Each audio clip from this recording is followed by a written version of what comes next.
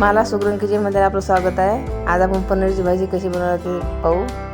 तवा ठेवला गॅसवर आणि त्याने खडा मसाला टाकून घेऊ. तो भाजल्यानंतर भाजून घेऊ आणि मिक्सरमध्ये थंड झाले त्याचा कोरडा मसाला काढून घेऊ. हे पहा असा.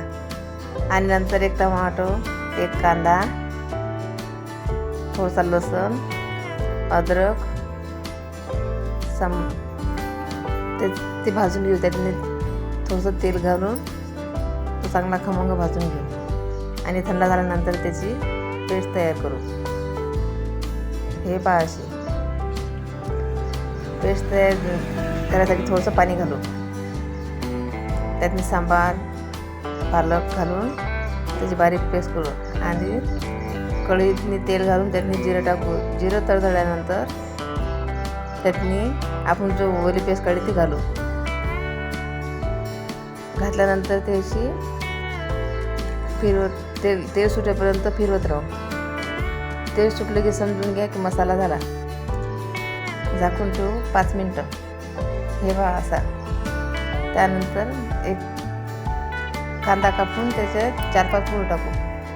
किंवा लाल तिखट, हळद, मीठ, कोळा मसाला, धनिया पावडर हे घालून चांगलं मिक्स करून घेऊ. एकजीव करून घेऊ.